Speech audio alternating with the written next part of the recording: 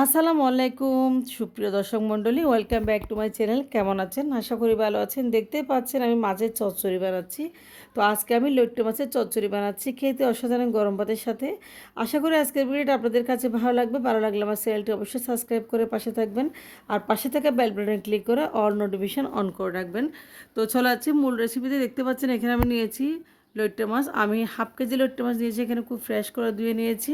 আর লইট্ট মাছটা এতই মজা, আমি যে লইট্ট মাছ দিয়ে চচ্চড়ি বানাবো ওই লইট্ট মাছটা আসলে মজা, একদম কাটা নেই। অনেকগুলো লইট্ট মাছ রয়েছে, বড় সাইজের একটু আইস আইস কাঠও রয়েছে।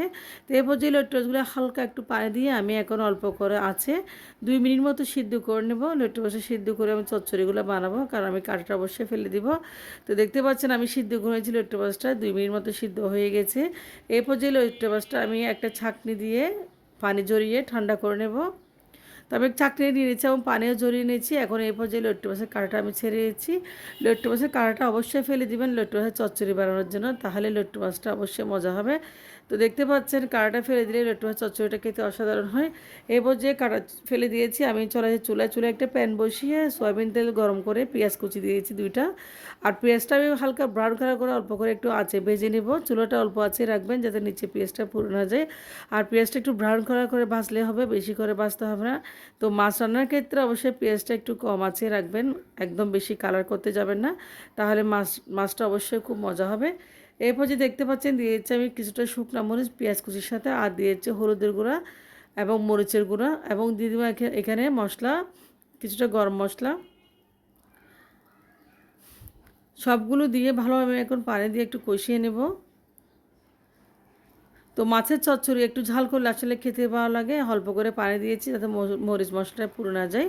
তো পানি দিয়ে ভালো আমি একটু মশলা কষিয়ে নিচ্ছি। দেখতে পাচ্ছেন এরপর যে মশলা কষিয়ে নিচ্ছি।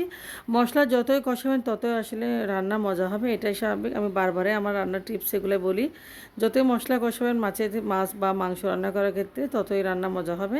তো মশলা কষানো হয়ে গেছে। এরপর যে দিয়েছি আমি কয়েকটা এখানে দেখতে পাচ্ছেন আমি আস্ত রসুনের কোয়া দিয়েছি কয়েকটা, আসলে একটা ভালো গ্রানের জন্য, ফ্লেভারসের জন্য। আর রসুনটা দিলে মাছের চচ্চড়িতে অনেক ভালো লাগে। দিয়েছি একটা টমেটো কুচি, দেখতে পাচ্ছেন। এরপর দিয়েছি কিছুটা কাঁচামরিচ। তো আমি আজকে কাঁচামরিচ এখানে দিয়েছি, লাল মরিচ এবং দিয়েছি শুকনো মরিচ, সব মরিচই দিয়েছি, কারণ একটু ঝাল করে রান্না করলে মাছের চচ্চড়িটা খেতে অসাধারণ লাগে।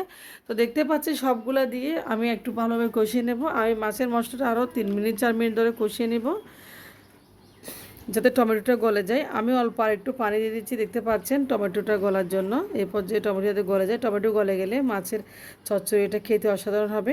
যারা লইট্ট মাছ একদম পছন্দ করে না তারা এই চচ্চড়িটা বানালে খাবে অবশ্যই। আর যারা লইট্ট মাছ একদম নর্মালি রান্না করে রেগুলার খান, তারা চাইলে এভাবে চচ্চড়ি বানিয়ে অবশ্যই খেতে পারেন, গরম ভাতের সাথে অসাধারণ। একবার বানিয়ে নেবেন, অবশ্যই দেখবেন। তো আশা করি আজকের ভিডিওটা আপনাদের ভালো লাগলে আমার চ্যানেলটা অবশ্যই সাবস্ক্রাইব করে পাশে থাকবেন। দেখতে পাচ্ছেন আমি লইট্ট মাছগুলো দিয়ে দিয়েছি, আমি কাঁটাগুলো ফেলে দিয়েছি এবং লইট্ট মাছগুলো দিয়ে দিয়েছি। দেখতে পাচ্ছেন একটুও কাটা নেই। তো মশলার সাথে ভালোভাবে লইট্ট মাছটা আমি কষিয়ে নিচ্ছি আরও 2-3 মিনিট মতো, দেখতে পাচ্ছেন। আর লইট্ট মাছটা বেশিক্ষণ রান্না করতে হবে না, কারণ আমি আগে সিদ্ধ করে নিয়েছি, নরম প্রকৃতির মাছ। তো দেখতে পাচ্ছেন লইট্ট মাছের একটা ভালো গ্রানও চলে আসছে। এরপর যে আমি নেড়ে চেড়ে নিচ্ছি, হালকা একটু অল্প আছে যাতে নিচে পুড়ে না যায়। তো উপরে তেল বেশি দেখতে পাচ্ছেন, খুব সুন্দর একটা কালার এসেছে মাশাআল্লাহ। এরপর যদি ধনিয়া